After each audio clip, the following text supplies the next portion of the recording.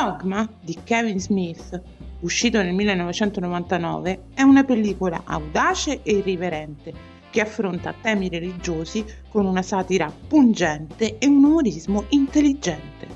Un film che non ha paura di giocare con le convenzioni della fede, proponendo un viaggio surreale che mescola riflessioni esistenziali e momenti di pura comicità. La trama parte da un'idea tanto provocatoria quanto affascinante. E se una falla nella dottrina religiosa mettesse in pericolo l'intero universo? Da qui prende vita un'avventura ricca di personaggi fuori dagli schemi, tra cui gli iconici Jay e Silent Bob, che accompagnano lo spettatore attraverso un'esplorazione dissacrante di concetti come la fede, il destino e la redenzione. Uno degli elementi più forti di Dogma è la sceneggiatura, un equilibrio perfetto tra filosofia e comicità, che porta il pubblico a ridere e, allo stesso tempo, a interrogarsi su questioni profonde. Kevin Smith riesce a mantenere un ritmo vivace, alternando momenti esilaranti e sequenze più intense e riflessive, senza mai perdere il controllo della narrazione. Il cast di Dogma è uno dei suoi punti di forza, attori carismatici che danno vita a personaggi memorabili, riuscendo a bilanciare umorismo, dramma e riflessioni profonde. Ben Affleck interpreta Bartleby, un angelo Grigori inizialmente compassionevole, ma destinato a trasformarsi in una figura spietata, determinata a dimostrare la fallibilità del creatore. La sua performance è intensa e sfumata, riuscendo a trasmettere sia la dolcezza iniziale che la furia interiore che cresce nel corso del film. Accanto a lui, Matt Damon veste i panni di Loki, l'angelo vendicatore, che, dopo aver causato sofferenza all'umanità, rinuncia al suo ruolo di portatore di morte. Damon riesce a rendere credibile questa ambiguità, alternando ferocia, ironia e momenti di dubbio. Bethany, interpretata da Linda Fiorentino, è l'ultima discendente di Gesù Cristo, ma la sua fede è spezzata e il suo percorso è segnato da una profonda crisi personale. La Fiorentino offre un'interpretazione sensibile ed empatica, rendendo il personaggio complesso e autentico. Alan Rickman porta sullo schermo Metatron, il serafino e voce di Dio, con il suo inconfondibile tono sarcastico e autorevole. La sua interpretazione è una delle più memorabili del film, combinando saggezza e cinismo con grande maestria. Chris Rock, nei panni di Rufus, il 13° apostolo estromesso dalla Bibbia per il colore della sua pelle, aggiunge verve comica e ironia, dando vita a una satira pungente che smaschera ipocrisie e pregiudizi religiosi. Salma Hayek brilla nei panni di Serendipity, una musa bloccata da un'imprevista crisi creativa. Con la sua carica magnetica e il perfetto equilibrio tra sensualità e ironia, dona al personaggio una presenza scenica indimenticabile. Jason Lee interpreta Azrael, un demone stanco della sua condizione, con un mix di ironia e rassegnazione che lo rende una delle figure più ambigue e affascinanti della pellicola. E poi ci sono loro, Jay e Silent Bob, iconici, irriverenti, irresistibili. Jason Mewes e Kevin Smith si calano perfettamente nei loro ruoli, portando leggerezza e spontaneità al film senza mai risultare fuori posto.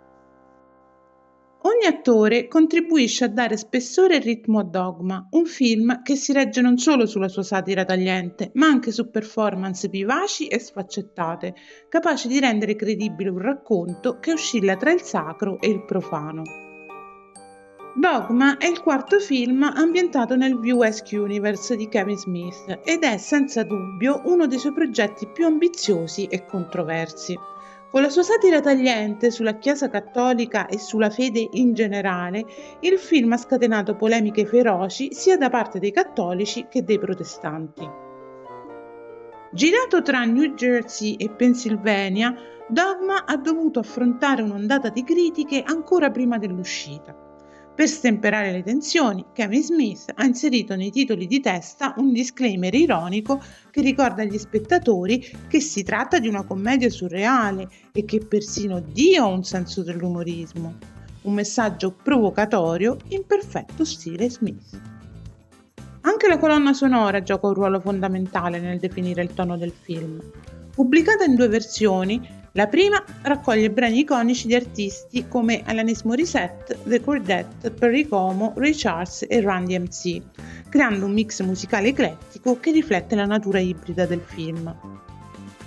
La seconda versione, invece, contiene la colonna sonora originale composta da Howard Shore, eseguita dalla London Philharmonic Orchestra. Un contrasto interessante. Le maestose orchestrazioni di Shore contribuiscono a dare al film un'atmosfera epica e surreale, amplificando il senso di ironia e distaccazione che pervade l'intera pellicola. Naturalmente, Dogma non è un film privo di difetti.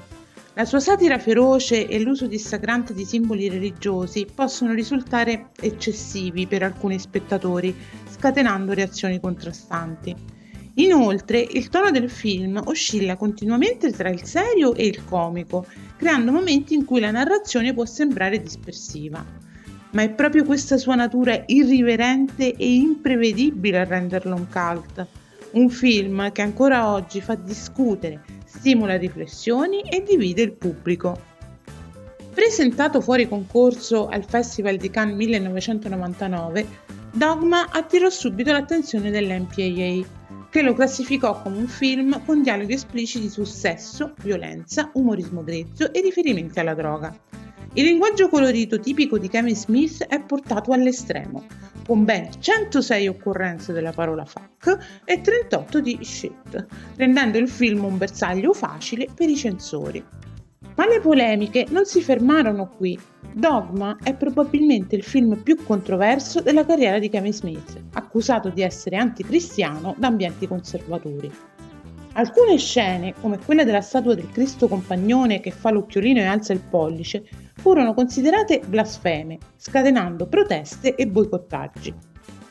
Le critiche colpirono duramente anche le case di distribuzione originali, Disney e Miramax, che decisero di posticipare l'uscita di un anno nella speranza che la bufera si placasse. Ma la tempesta mediatica non si fermò e alla fine la Disney cedette i diritti del film a Lionsgate Films. Negli Stati Uniti il film non ottenne il successo sperato, mentre in Italia arrivò solo nell'estate del 2003, con un tempismo decisamente strategico. L'uscita fu ritardata per evitare che coincidesse con l'anno del Giubileo. Una scelta che dice molto sull'impatto di Dogma e sul timore che la sua satira potesse scuotere troppo il pubblico. Nel corso del film, Kevin Smith dissemina citazioni cinematografiche e battute che rafforzano il tono ironico e metanarrativo della pellicola. Al bar, Jay e Silent Bob sfoderano la loro cultura pop citando alcuni cult di John Hughes come Sixteen Candles, Breakfast Club, La donna esplosiva e Bella e Rosa, strizzando l'occhio agli amanti del cinema anni '80. Ma il momento più esilarante arriva con Serendipity, che rivela a Bethany di aver ispirato 19 dei 20 film più redditizi della storia del cinema. Sul 20° però ci tiene a precisare: sai quello in cui un ragazzino rimane da solo a casa, arrivano i ladri e lui li concia per le feste? Io non ho avuto niente a che fare con quello. Qualcuno ha venduto la sua anima a Satana per incrementare gli incassi di quell'orribile cagata. Chiaro riferimento a Mamma ho perso l'aereo. E personalmente non credo abbia tutti i torti. In definitiva, Dogma è molto più di una semplice commedia, è un'opera audace, capace di far ridere e pensare allo stesso tempo. Kevin Smith firma un film che sfida le convenzioni, smonta i dogmi con ironia tagliente e invita lo spettatore a guardare oltre le apparenze. Non è solo satira, non è solo avventura e non è nemmeno solo un viaggio dissacrante nel mondo della fede. È un mix esplosivo di intelligenza, sarcasmo e genialità narrativa. Se amate i film che mettono in discussione il pensiero comune senza prendersi troppo sul serio, allora Dogma è una tappa obbligata.